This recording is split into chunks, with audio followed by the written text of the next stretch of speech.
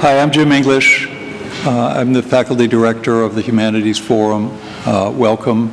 It's my normal routine to thank people for coming to our events, but I really want to thank you guys for coming on this day when we have both literal and metaphorical dark clouds hanging above us, and there's every reason I feel to be discouraged and down. So thanks for coming out and showing your support for the Humanities Forum and for what we do. I will have a few words to say a little later against discouragement and in favor of redoubling our efforts as a community of engaged humanities scholars to find a way forward. I do believe that what we do here as scholars, as educators, as lifelong learners is politically important, even when the objects of our study seem arcane or without immediate consequence. I also am going to have a couple of announcements to make about changes that are coming to the forum, big changes for us.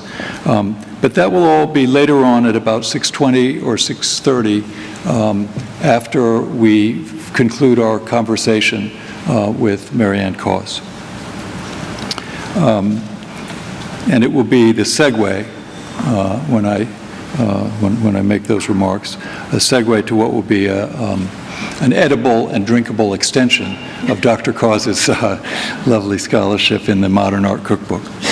For now, I'll only say that it can be a good and helpful thing on such a demoralizing day after as this to gather with intelligent friends and learn something together.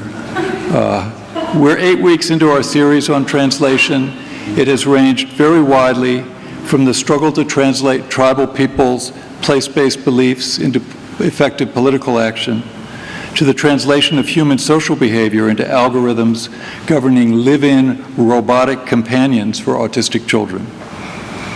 With tonight's exploration of exchanges between literature and visual art, we are looping back to some thematic threads that began in the very first event of the series with Known and Strange Things, the work of Nigerian-American author and photographer Teju Cole.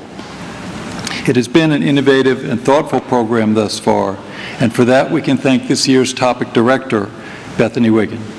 Bethany is a restless scholar in the best sense, an expert on the translation of early modern European novels, whose interests in global circulation and exchange have led her to pioneering work on climate and sustainability.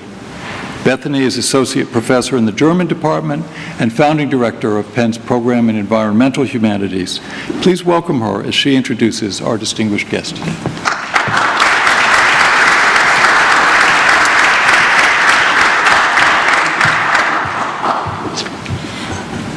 Thank you, Jim, and thank all of you for coming out on indeed a gray day. Professor Mary Ann Caws is a distinguished professor at the City University of New York in the Graduate School with appointments in comparative literature, English, French, and film studies. She has received numerous awards, a Guggenheim Fellow, a Fulbright Fellowship among them. She's been a Senior Fellow at the National Endowment for the Humanities. She is the translator. You're seeing some of her translatees here, also of Tristan Tzara, René Char, Stéphane Mallarmé, André Breton, who you see here. She is the author of well over 70 books. I stopped counting when I got to 70. They jointly explore transnational modernism and modernist art, comparative poetics and poetry, translation and translation theory, Bloomsbury, Dada and Surrealism, film studies, contemporary aesthetics, the essay, and the autobiography. I note from her website that she has a book forthcoming this month, I think. This is The Undoing Art with Michel Davy, as well as in March of this coming year, Miracles and Reason, the life and works of Blaise Pascal. She's going to speak tonight from her recent monograph, The Modern Art Cookbook, which appeared with Reaction Books in 2013. This book was shortlisted for the 2013 André Simon Food and Drink Book Award. That book, like explicitly autobiographical work that she also does, celebrates our love affair with a movable feast for the senses. She also writes an autobiographical blog, at times autobiographical, at maryancaws.com, which attests to the power of food and drink to build community. And this is something that seems appropriate today, even more so than on other days. For we may find succor in this most human shared experience that is the making, sharing, and savoring of food. So to whet your appetite, I'll give you just a taste from her blog, where she also publishes her regular Note from New York column for Oxford Magazine, as well as reflections on her life in Provence. So I'm really going to just read you this one blog post that she published on August 24th of 2016. I think it gives an incredible flavor and sense of the richness of her work and writing.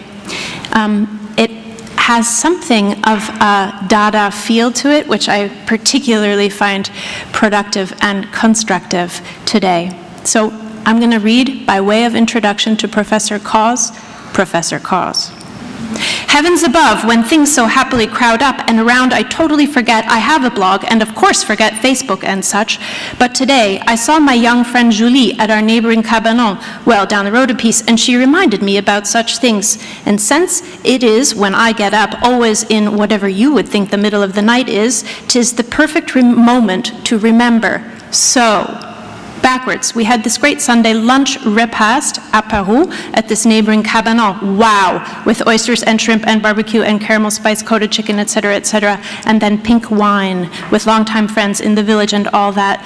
So, last night we had about 22 friends to say goodbye to summer here. These all Anglophone, too complicated to mix. And it drizzled. That was fun. And tomorrow, to our favorite place in Vacara, like Gigondas and near the Dentelle de Montmirail. After looking for ultrasound, something to discourage our dormice, and you think, if putting up a sign to tell them politely not, to go to a neighbor's, please. We'll do in French and English, of course. Anyway, maybe way up a long hill to get a superb sweet wine, or maybe not. Everyone closes at 12 for sacred lunch, et.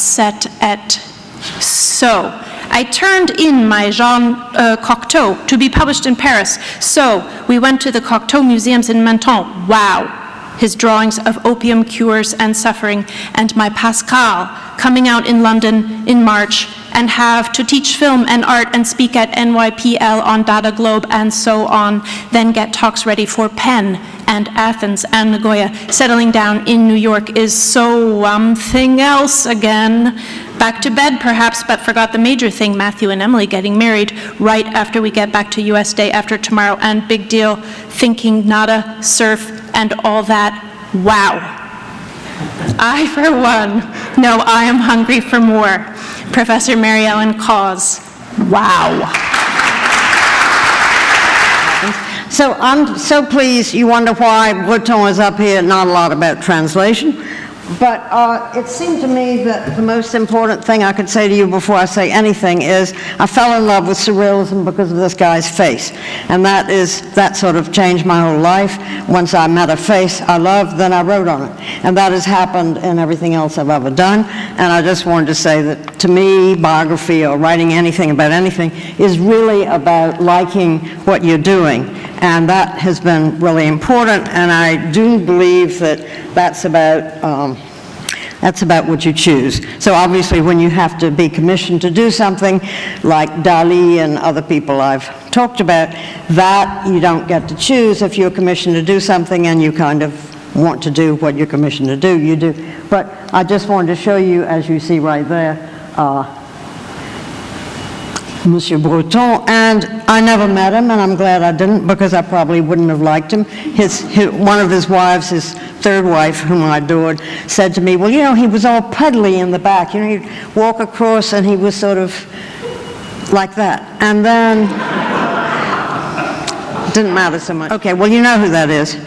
And so, of course, that face and that everything. And then Hermione Lee came to talk to us at the graduate school, and I had to write for the craft of the biographer or whatever it was. And it seemed to me so interesting to write about somebody who wrote about somebody whom you really love. So, I mean, everybody's football heroine, right? So it just seemed to me that I would say to you before I said anything about food, that the most important thing for me is really liking what you do, and liking what you see, and liking what you cook, and liking the people you take the recipes from.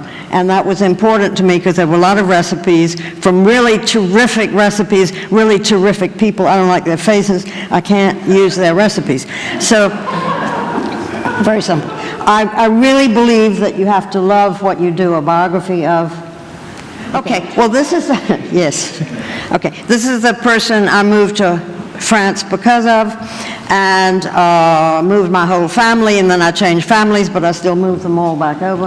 And I live in his sort of, I guess, his radiance, because René Char was the most magnetic person I ever met, and therefore I wanted very much to write on him, and I wrote a lot of books on him, and I translated him, and I loved him always, and there was no letdown in this passion. So I think if there's no letdown in what you've chosen, it's right. So well, 5 people left their husbands for this guy. Some were just his mistresses, some were his wives, but very few.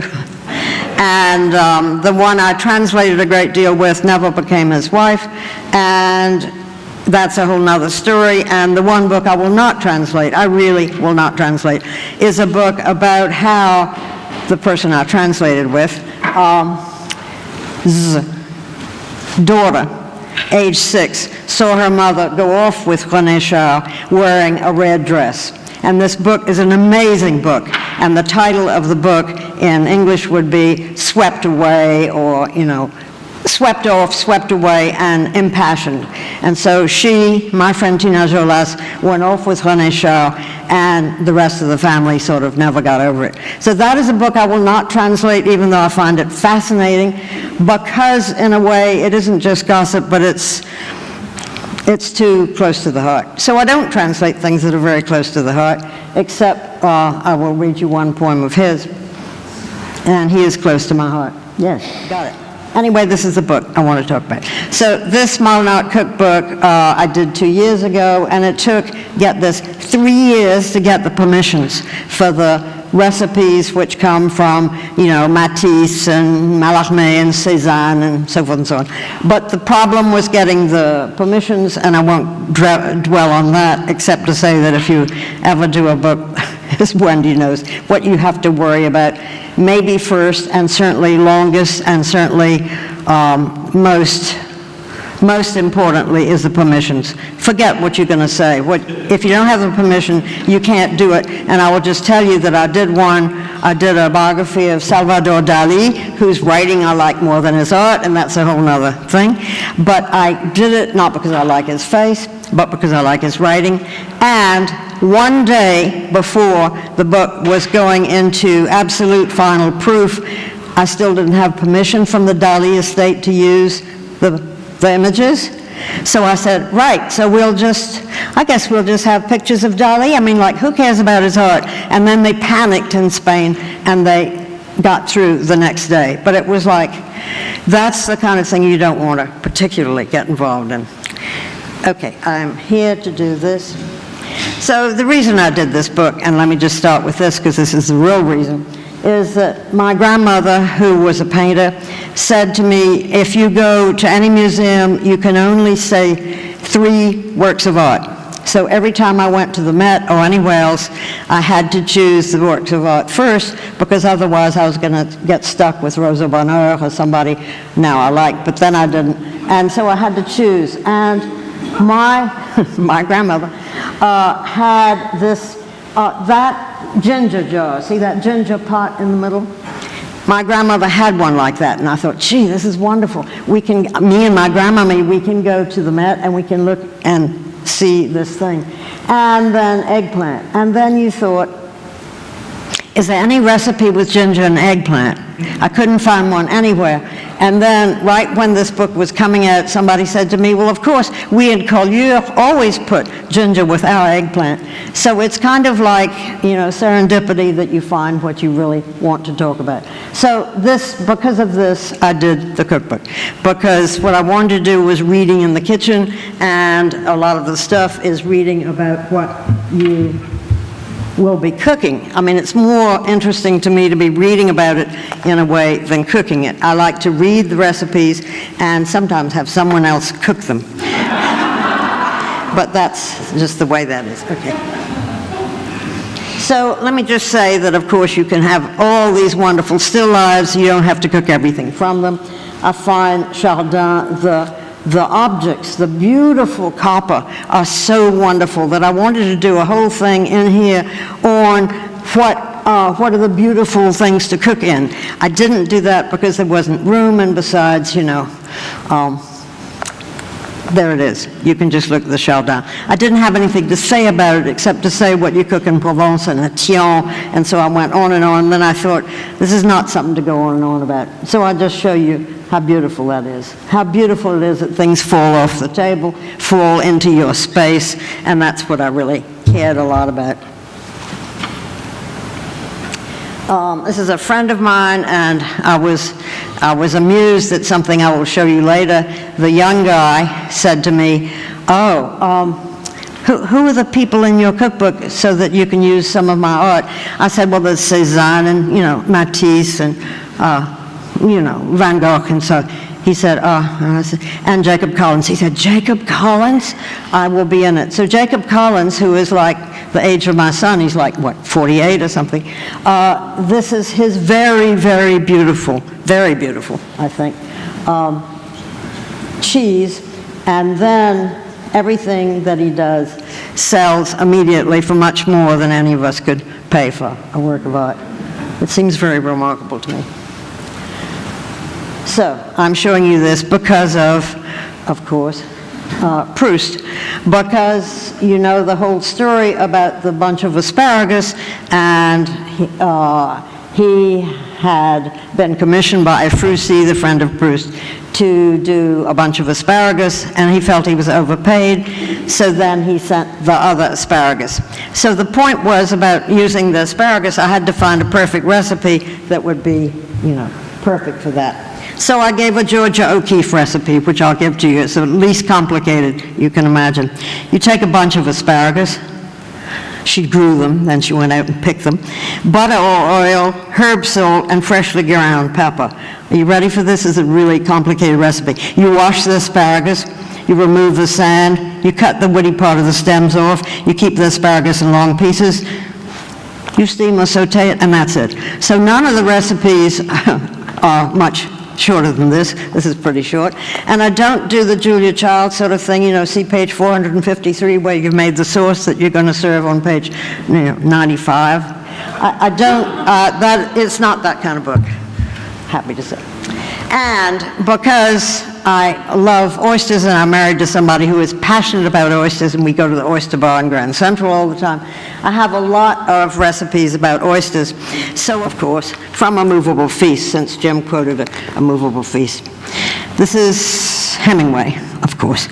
As I ate the oysters with their strong taste of the sea and their faint metallic taste that the cold white wine washed away, leaving only the sea taste and the succulent texture, and as I drank their cold liquid from each shell and washed it down with the crisp taste of the wine, I lost the empty feeling and began to be happy and to make plans.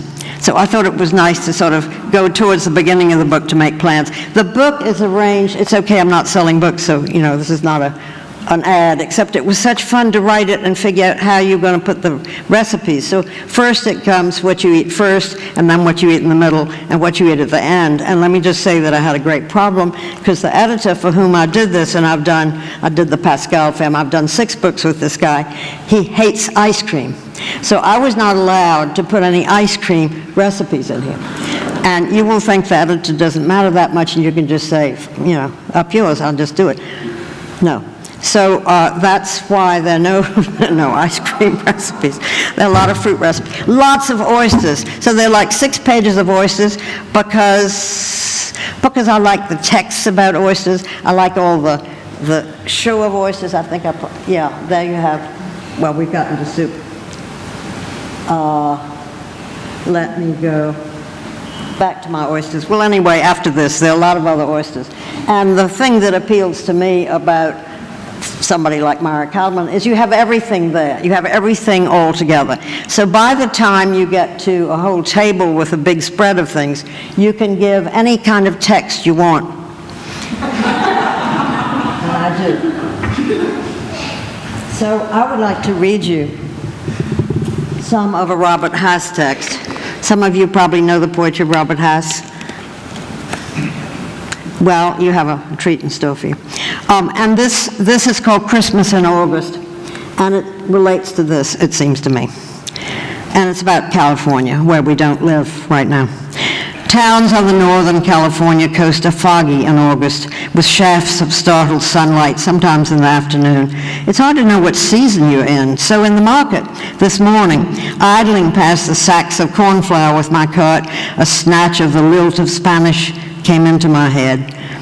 And then it goes on about tamales. And then it gets to the end. At our house, we peel chestnuts on Christmas Eve morning. My beloved in her apron browning onions and celery for the stuffing, her floured apron all business, as if she were commanding the ship of the world, which in a way, on that day, she does. Outside it was August, the planet just turning toward the dark a long way, and not a long way from the short, dark days we gather to celebrate the light surviving through. And I just thought that maybe today something's going to be surviving through, so I thought I had to read that poem. And I find that poetry and food go very well together. Of course, prose and food are just fine, but in my kind of life and the kind of way I like translating, mostly I love the way that poems go with everything. Thus that. And there you see Picasso and the soup thing, and Haim Soutine, Still Life with Soup. And let me read you Picasso's recipe for herb soup. I know you need to know that. Now, of course, it wasn't that he went and cooked, right? Françoise did, or someone else, but I feel very strongly that his recipe is just what I feel I wish I had some right now.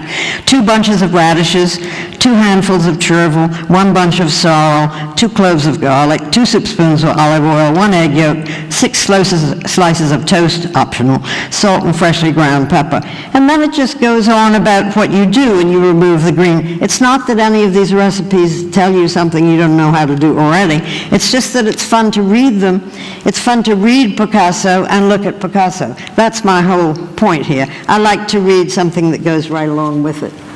And most of these things I will show you do that, at least I hope they do.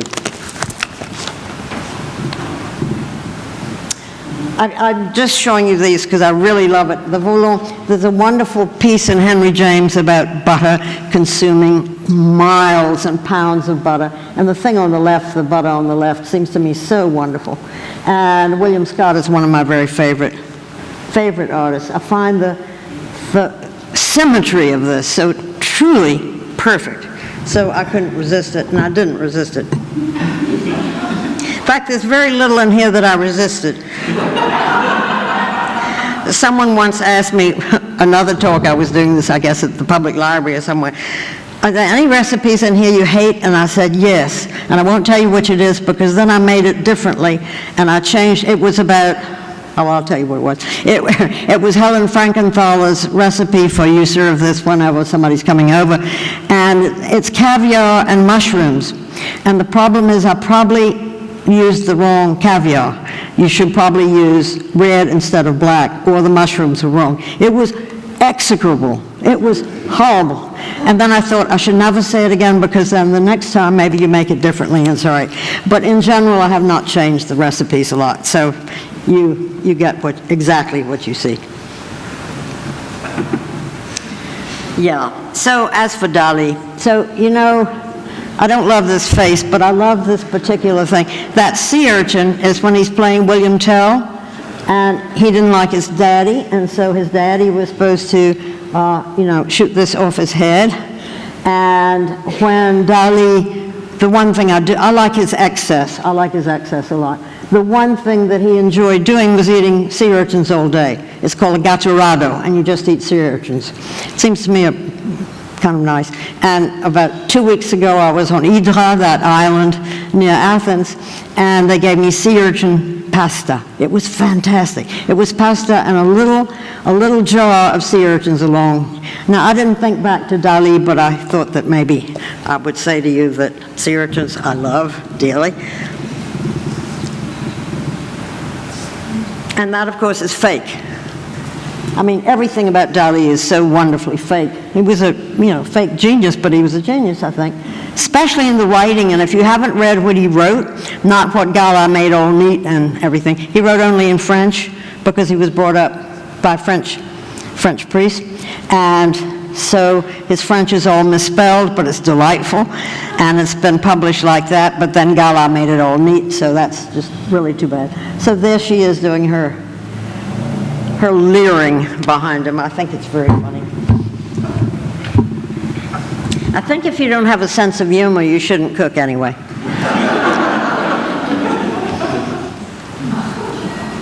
Well, is that not wonderful? Of course you can't close it. I think it's very funny. There's just no way of closing it, so I have nothing to say about it. I just talk about excess and, bataille and excess and things you can't close and things you open and don't close and so forth. Now, I'm bringing you this not just because it's incredibly beautiful. Is that not beautiful? But because the fish recipes matter to me a great deal, and this is one of the most beautiful paintings I've ever seen. I think it's just extraordinarily beautiful. And my favorite recipe is Frida Kahlo's Veracruz red snapper. Fantastic. This is Julian Merrow Smith. I told you there was a young man whose paintings sell for much more than any of us can afford.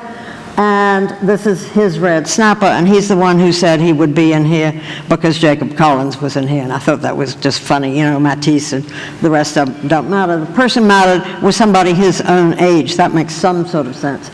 But her recipe for this, I think I'll read you, and I'll tell you an adventure I had with it, which was that I put too much. I took it literally. Don't ever take things literally if they come from Mexico, maybe. But do see at the Art Museum, I was saying to some of you, do see the wonderful thing that Matthew Afrin just did on Revolution in Mexico. Mexican art, fantastic. Okay, this is Frida Kahlo's red snapper, Veracruz style. I'll read you the whole thing. 1 red snapper, salt and pepper, medium tomatoes, 20 pimento stuffed olives, 2 tablespoons capers, rinsed, 1 tablespoon dried oregano, 5 bay leaves, 3 thyme sprigs, nothing problematic so far, 2 garlic cloves, 2 large onions, 8 red chilies. Now, if you put in 8 red chilies, you have a problem. And I made this in the south of France, so I went and I said, I would like, a few chilies.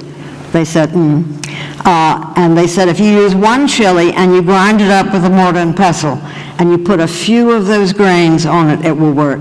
It worked. But don't try what it says here, which is 8 red chilies. Gero chilies.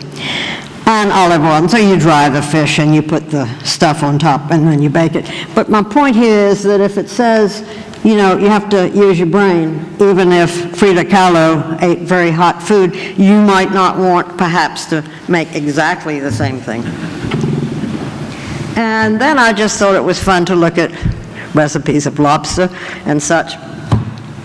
Let me go back to lobster, because if I can find it, I would love to read you. Well, I'll just tell you. Salvador Dali, who haunted me because I had to do the biographies, of course. And you know what he said about lobster and things like that? He wouldn't eat anything that had its armor outside. He wanted armor inside, but not outside. So when you see the lobster telephone, that's what's funny about it, that the armor is outside very doubly. You know, it's not that the recipes are so great sometimes, but that the joy of doing any of it with these ways of being is. I like this because I give the recipe that Lee Miller made for Nero when he came to eat, and she always made chicken for him because she liked to cook for him. So I give a lot of recipes about people liking people, and they like to cook for those people. That makes sense. Some of it makes a little less sense. Wait, whoops.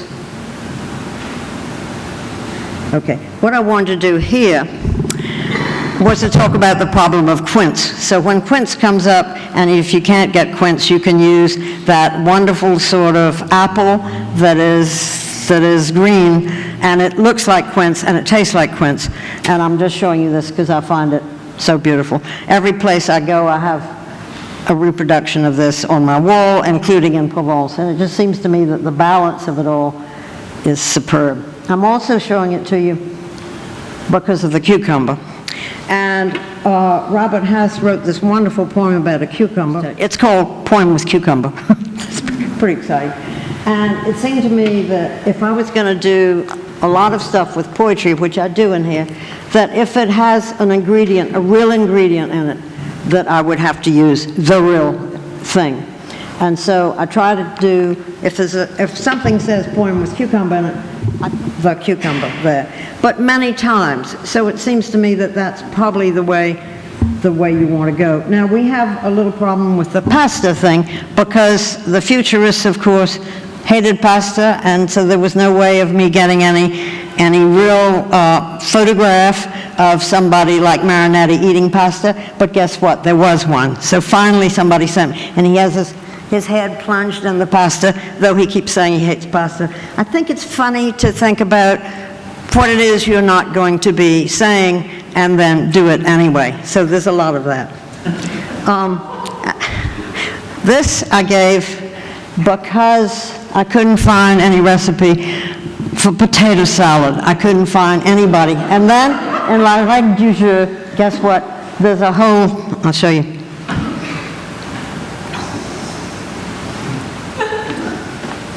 They're making potato salad. So the editor said, okay, you can do anything you want, no matter how kooky it is, and that's a good thing, because a lot of the things were really kooky that I'm using. And this is certainly one of them. Back to Jacob Collins. So this is the same guy, the same young guy. And I want to read you Bill Merwin's poem about bread, because it just seems to me so beautiful. And don't you love the way, I hope you love the way, that the bread is sitting in the water? It's like the reflection of the bread doubled, and then the sort of mountain of it at the top. That's a beautiful picture, I think. Okay, so here goes Merwin on bread. Each face in the street is a slice of bread, wandering on, searching. Somewhere in the light, the true hunger appears to be passing them by. They clutch. Have they forgotten the pale caves they dreamed of hiding in, their own caves, full of the waiting of their footprints, hung with the hollow marks of their groping, full of their sleep and their hiding? Have they forgotten the ragged tunnels they dreamed of following in and out of the light, to hear step after step, to be sustained by its dark breath and emerge, to find themselves alone before a wheat field, raising its radiance to the moon? And when I used to write so much on Breton, and I still do whenever I have a chance, and I'm doing another surrealist anthology for New Direction, so we do have a chance.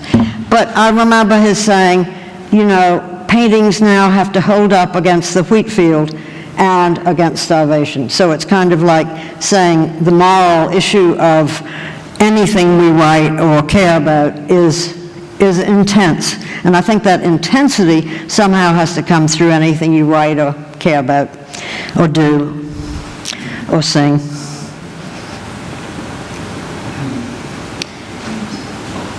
And this has always seemed to me a very, very peculiar piece of art. I feel that's so creepy at the end. It looks like a pig. But you know, Dali was kind of creepy. I mean, truly creepy.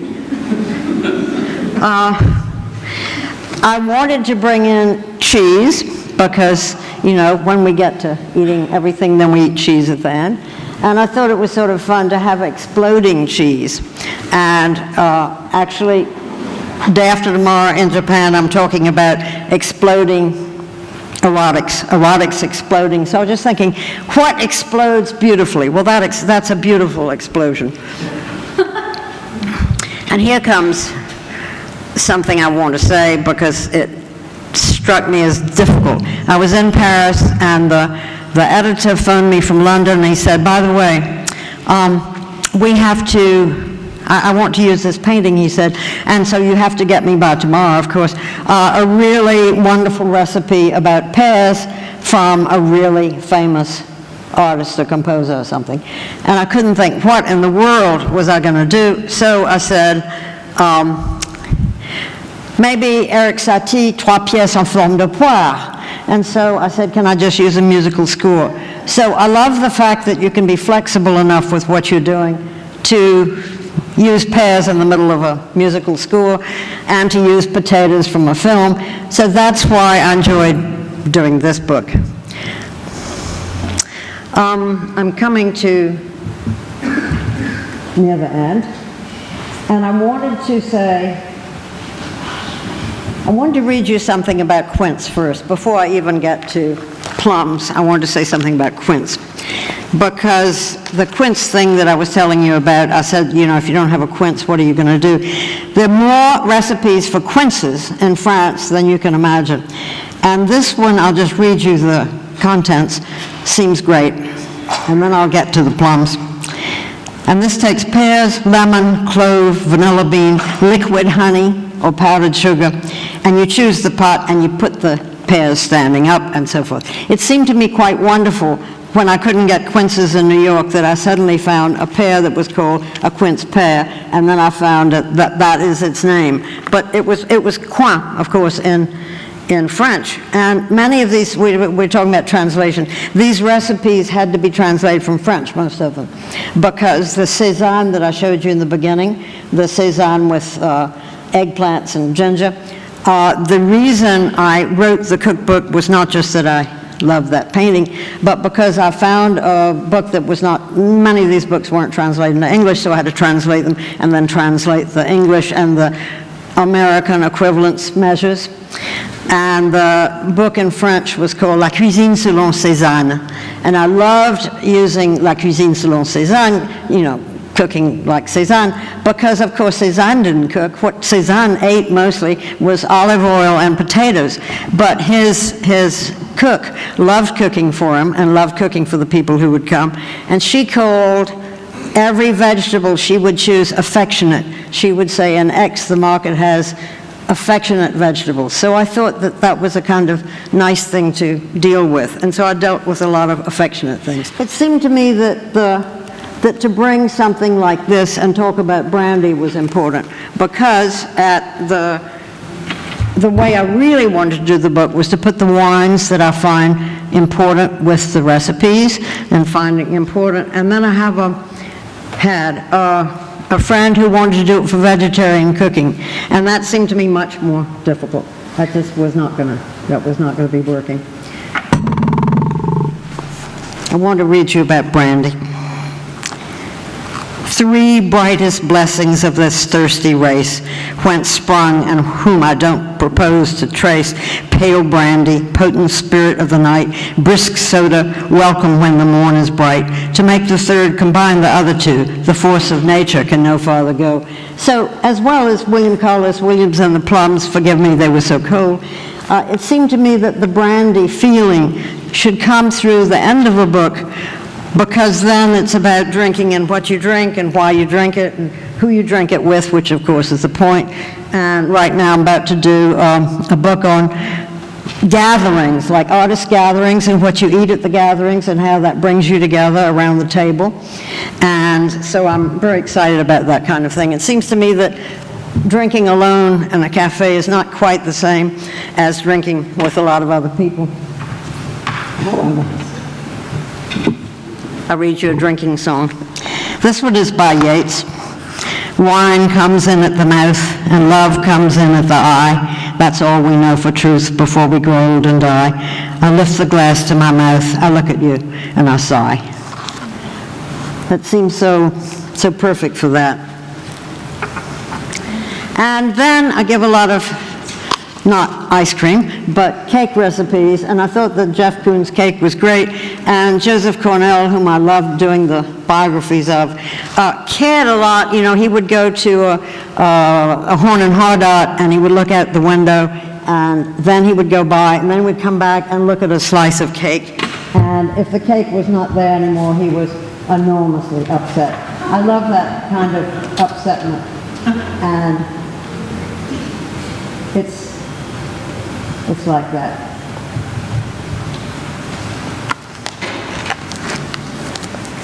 The sadness of it. And Robert Motherwell told me that every time he'd see Joseph Cornell would eat all the hard candies in the dish, and if you ate one and you didn't leave one for him, this was a true upset.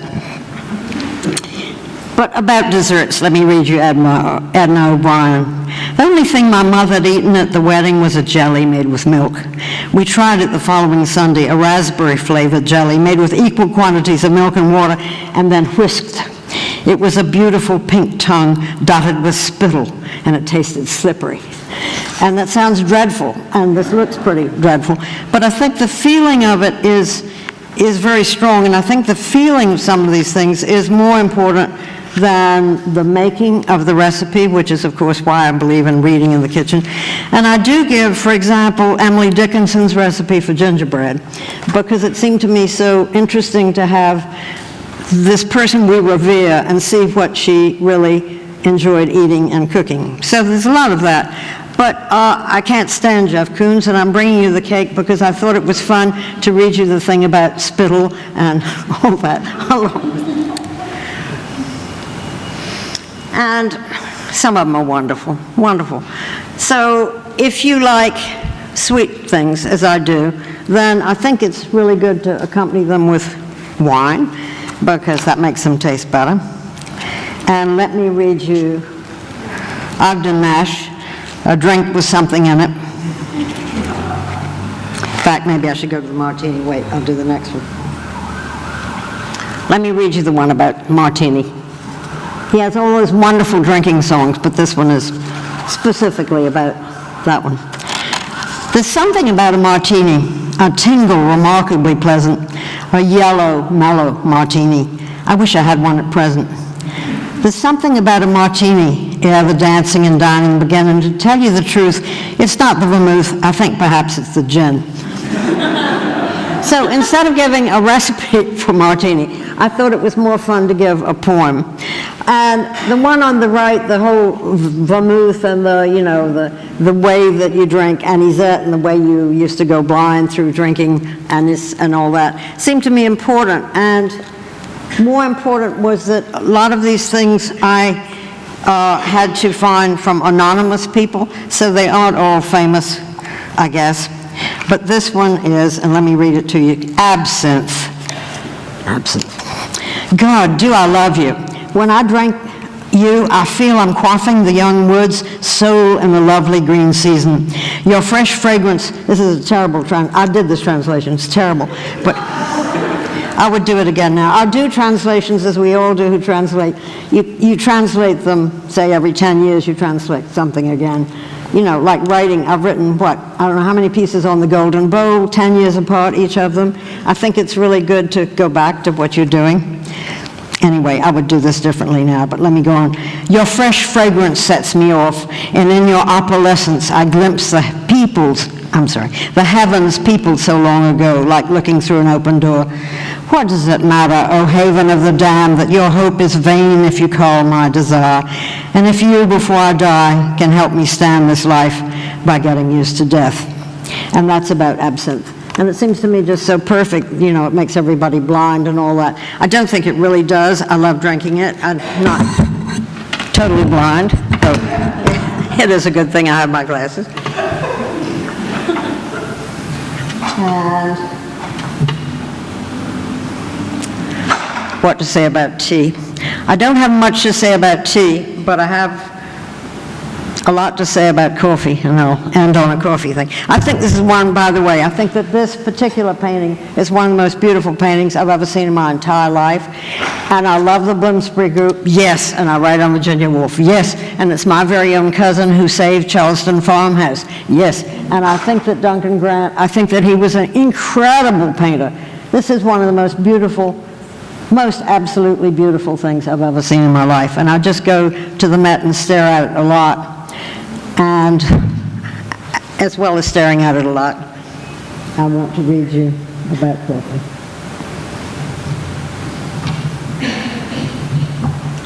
But I have another one to show you while I'm reading this, though I think we could stick to that one. This is my last slide, and I'm showing it to you because Juan Gris happens to be my absolutely almost favorite painter in the world, and the way it fits together with everything seems to me important. So I want to read you this poem and tell you first that it's by Naomi Shihab Nye, and that it's a poem that brings everything I want to do in this cookbook together. It's called Making Coffee for My Father. It was never too strong for us. Make it blacker, Papa. Thick in the bottom. Tell again how years will gather in small white cups. How luck lives in a spot of grounds. Leaning over the stove, he let it boil to the top and down again, 2 times. No sugar in the pot. And the place where men and women break off from one another was not present in that room. The 100 disappointments, fire-swallowing olive wood beads at the warehouse, and the dreams tucked like pocket handkerchiefs into each day took their places on the table near the half-empty dish of corn. And none was more important than the others. And all were guests. When he carried the tray into the room, high and balanced in his hands, it was an offering to all of them. Stay, be seated, follow the talk, wherever it goes. The coffee was the center of the flower, like clothes on a line saying, you will live long enough to wear me, a motion of faith. There's this, and there is more. So I wanted to end on that, but I thought that instead of ending on that, since I started with Faces I Love, I would see if I could find, which I hope I can, a poem by René Char about loving. And if I can't find it, that shows you how overcome I am by René Char, and that's true. So instead of doing that, let me quote something from my cousin who was Johnny Appleseed, R.W. Apple, who was a great food writer. Can you taste what I'm saying?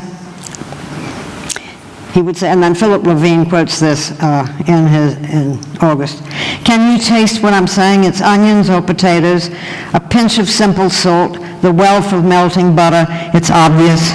It stays in the back of your throat like a truth you never uttered because the time was always wrong. So what I wanted to do was make the time right now, even though this day is a terrible after day, and sort of say that what I cared the most about was doing poems and doing paintings and doing what I would love all together. And Johnny Appleseed, we called him Johnny Appleseed, but his name was R.W. Apple, and he wrote this about Bloody Mary. So before we go out and have something to drink, and I know I get to ask you questions first, except you get to ask me instead, I want to read you his recipe for Bloody Mary, because this recipe is served in the King Cole Bar in New York, in the St. Regis, where Salvador Dali went all the time. And Salvador Dali,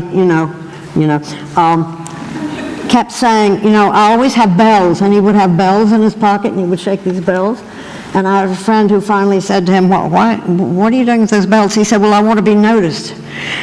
How could you not notice? It's crazy. Anyway, this is the poem that was written for that bar, and I wanted to read it to you because it sounds pretty delicious to me. 1 dash fresh lemon juice, 2 dashes of salt, 2 dashes of black pepper, 2 dashes of cayenne pepper, 3 dashes of Worcester sauce, a half ounce, 50 milligrams, of vodka, 2 ounces, 65 milligrams, of tomato juice, and a lime wedge for garnish. You combine the lemon juice, salt, pepper, cayenne, and Worcestershire sauce in a shaker glass. You add ice cubes, vodka, and tomato juice. You shake and strain into highball glass with a few ice cubes, garnish with lime, and serve. And that just seems to me so absolutely perfect to be able to read a poem written for the bar, written for the King Cole Bar, and read the drink that they serve you. So I don't take this book everywhere I go, believe it or not, but I do care a lot about the fact that you can read people whom you really love to read, like MFK Fisher, and for me, Elizabeth David, and I would read Elizabeth David all the time to my children when they were in tents in the south of France, about what you heard, and they would never complain about anything, ever. It was too cold, it was too hot, we have dormice, we have rats, we have scorpions, we have everything. But you never complain, because I would read them Elizabeth David's recipe about plums, or, you know, the way that she would write. And it seems to me that warmth is what you want to have in, you know, gatherings like this, and in your life, but especially in your cooking, no matter how your recipes depend on caviar, which they don't have to, or something very simple like garlic soup. So many thanks for coming, and I think things get better from now on, I hope.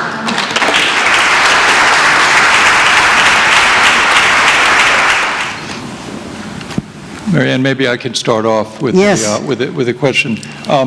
In terms of a principle of selection for your pictures,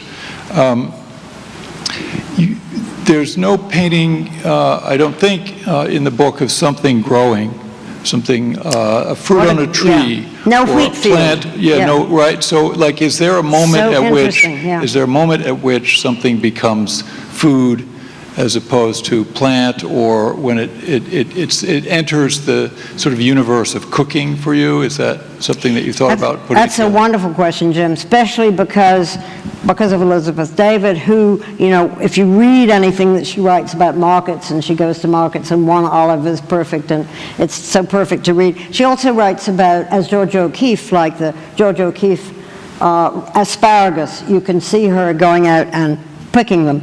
I didn't know how to have a picture. I could have had a picture of a wheat field. Somehow it didn't seem to me to work as well as detail. I find something so exciting about the detail of paintings that I don't use any landscape or anything, not in this book. It seemed to me to be not about the mountains of the Vaucluse where I live. And I did do a book called Provençal Cooking, which is full of things like that. It's full of neighbor recipes, and it's full of pictures of the landscape.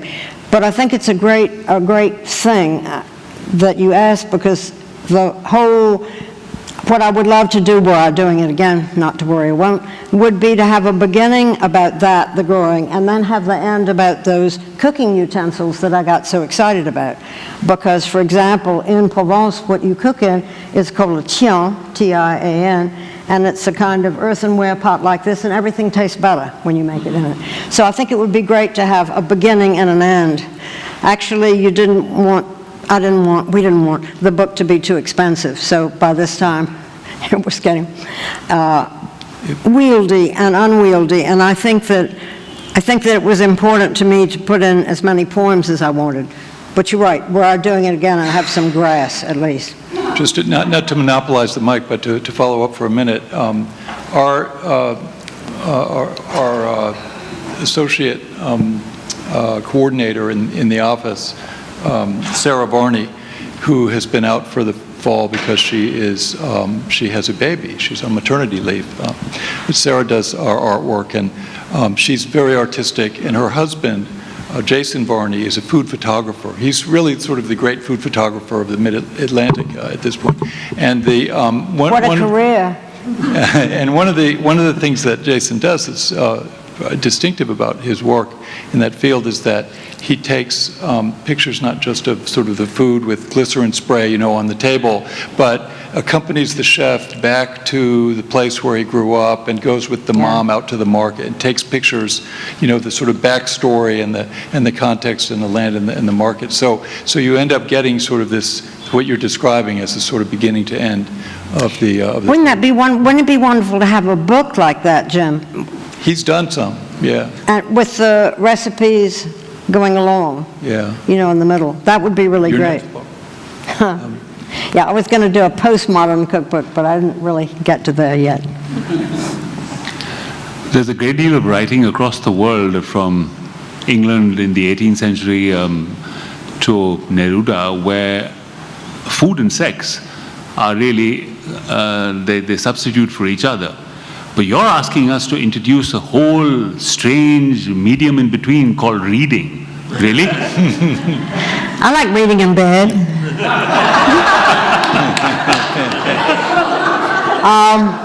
Yeah, no, that's wonderful. I totally agree. As for the sex, I will simply say that the oysters, of course, and a lot of the recipes for oysters are not just aphrodisiacs, but what the things I tried to get along with them.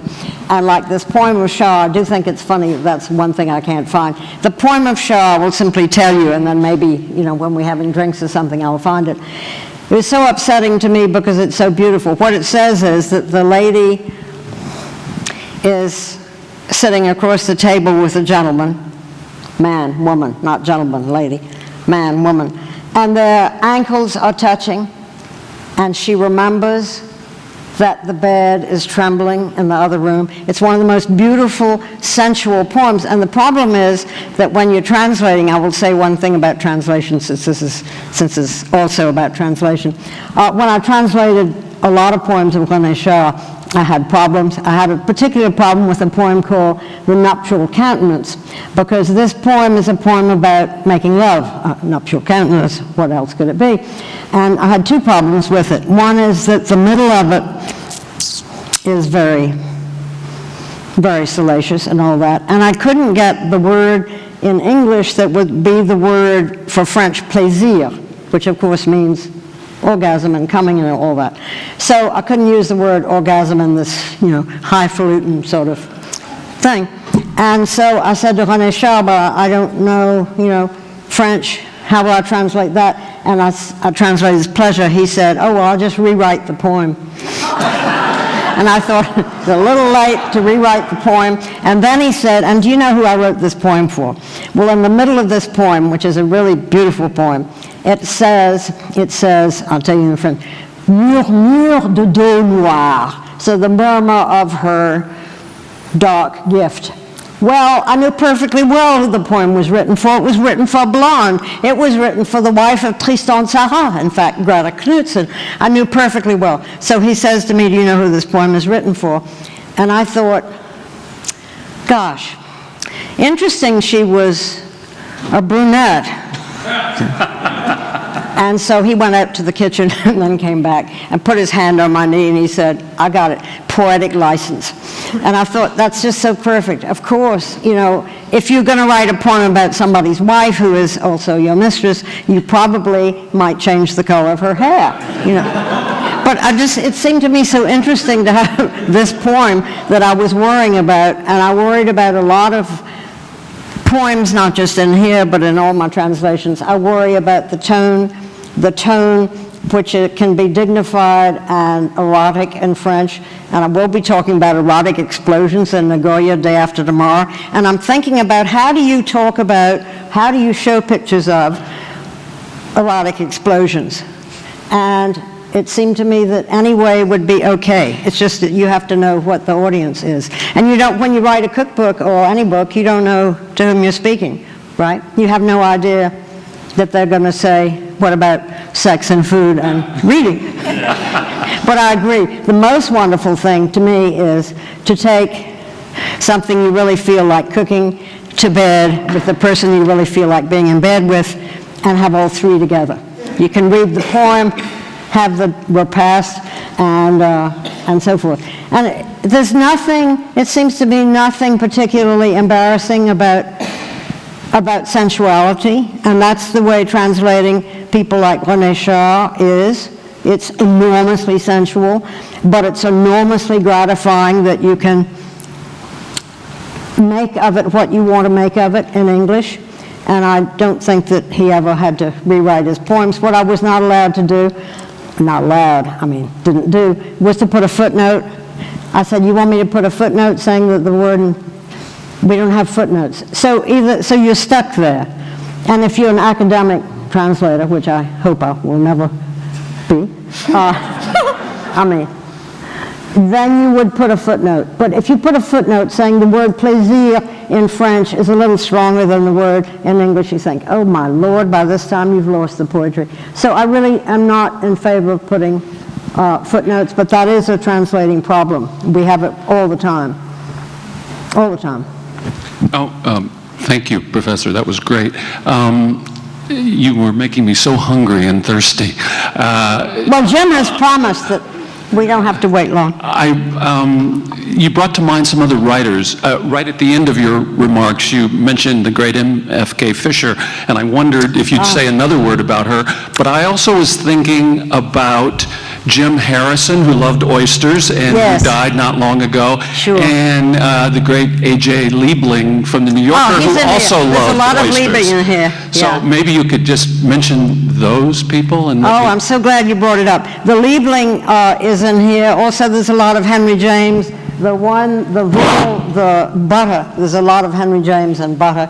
And M.F.K. Fisher, fantastic. When she writes about Provence, it's wonderful and wonderful. And let me read you from the Beloved Market reading. Let me read you first my favorite thing. One of the things, I want to read you three brief things. I want to read you the Shah poem that I promised and lost. It's interesting to me what you lose. What you omit is probably what you find most important. At least it's happened to me with most of my writing. I suddenly see, the center is missing because the center is in here. So this is the René Char poem, and then we will listen to Elizabeth David on markets.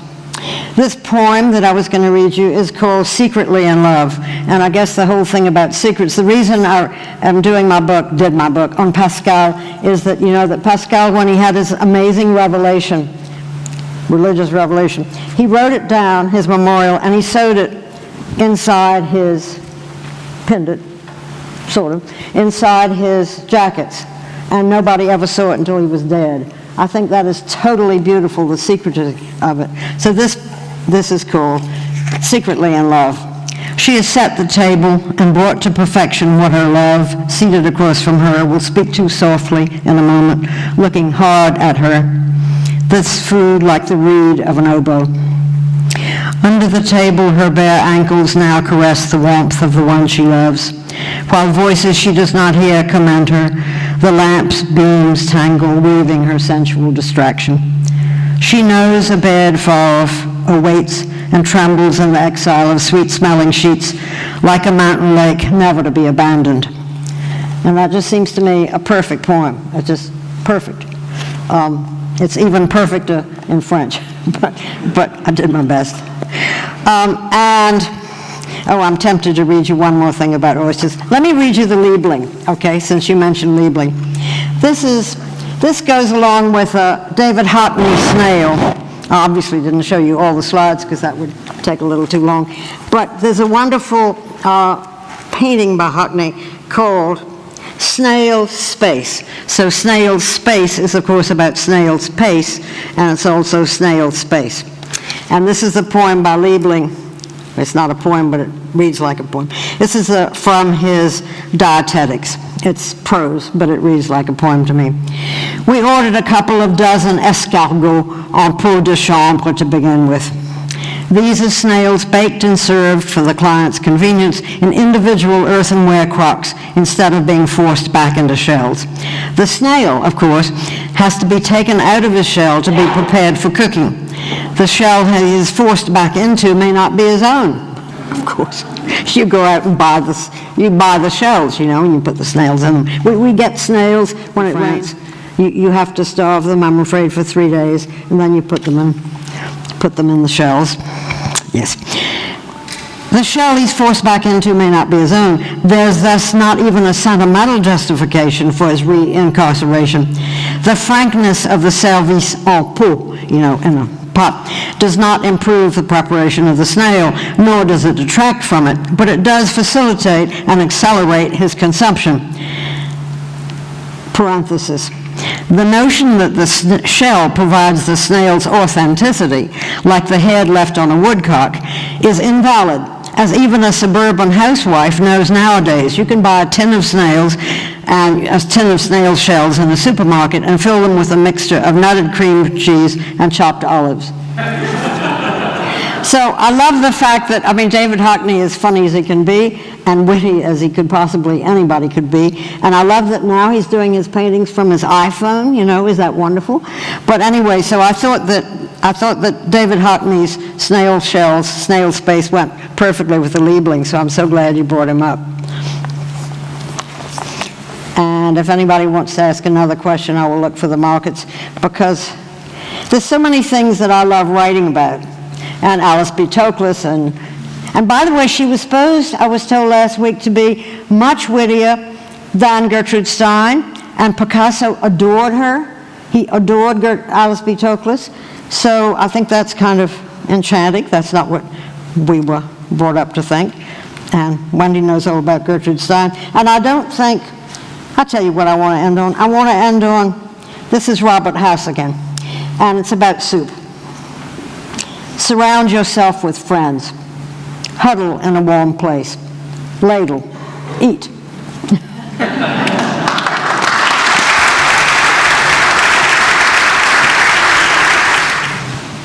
Okay, thank you, Mary Ann. That was fantastic. I am going to be brief, and I don't want to be bringing you down, but I have announcements to make, and I wanted to say a couple of things about the election and where we are now.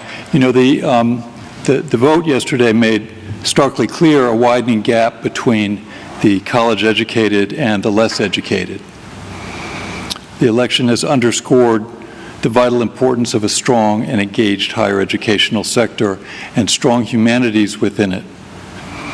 In the original blueprint for the forum, Wendy Steiner, who's here, the forum's founder, she described it as, quote, providing a situation where humanities scholars can put their ideas and values to work. That putting to work will matter more than ever in the next few years as we join in the task of building a progressive majority. We know that our values are sorely needed for that task. Humanistic inquiry entails not fearful suspicion, but open curiosity about the new, the different, the other, the foreign. Not contempt, but ethical concern for the marginal, the disadvantaged, the threatened. Not ignorance of history, but a commitment to learn from the past, how to shape a better and more sustainable future. Our theme next year is afterlives, deaths and rebirths, endings and new beginnings, which will certainly include events that address the way forward from what I see as an apocalyptic outcome yesterday. But we chose the topic a good while back, as we do, and it was with a view toward three things that are coming to an end for the forum this year. And this reception is a celebration of Mary Ann's work, but also an opportunity to share these imminent endings and planned renewals with you, our special friends and community from the campus and the community. First, our space problem. We have, in effect, been borrowing miscellaneous offices from our friends here in the museum for the last 7 or 8 years. Next summer, we will at last move into our own permanent space, a newly reconfigured and refurbished space over in Williams Hall. It's a wing of the hall where we will, which will also house the Price Lab for Digital Humanities and quite possibly Bethany's program in the environmental humanities. So it'll be an interdisciplinary humanities hub in the center of campus where such an entity belongs. So I want to thank Jeff Kahlberg and Steve Fluharty, our deans, for making this happen. Secondly, our name, when we move, the sign over our new entrance will not read Penn Humanities Forum, but rather Wolf Humanities Center, in honor of Penn College alum Dick Wolf, you know, Law and Order producer, who has made a gift to us of $10 million, which I'm announcing here for the first time, with particular thanks to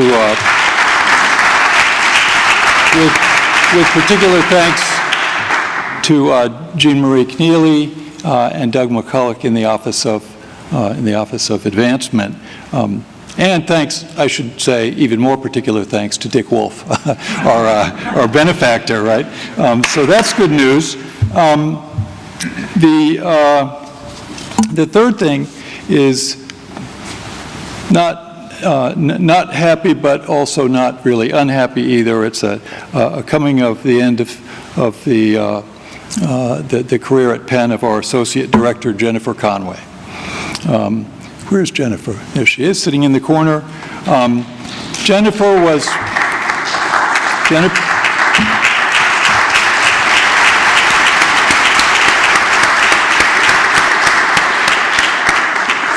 was recruited to the Forum way back at the start in 1999 by Wendy, an inspired move, and she's going to be retiring next summer.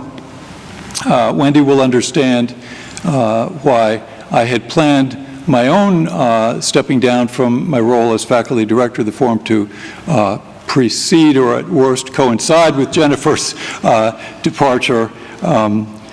What a daunting prospect to carry on without the person who has been the lifeblood of the Forum since its founding, 17 years, through some 500 events involving more than 1,000 visiting scholars and faculty, visiting scholars and faculty, postdoctoral and student fellows. In the event, however, my own after the Forum life had to be deferred 1 year to coordinate with the schedule of the faculty director-to-be, the designated successor, who is Professor Karen Redrobe, who will start in 2018. So I'm delighted by that, but Jennifer and I will not be concluding together. One aspect of Jennifer's legendary administrative genius has been to hire, train, mentor, and promote the amazing Sarah Varney, and more recently, our talented new coordinator, Marjorie Guy. Jennifer has made sure that she leaves behind a core staff that is well able to manage the transition. Nevertheless, her retirement looms very large for me. I don't want to be too elegiac, especially not today when there's already too much to be mournful about. Jennifer's not gone yet. There's much still to do before we reach the retirement proper.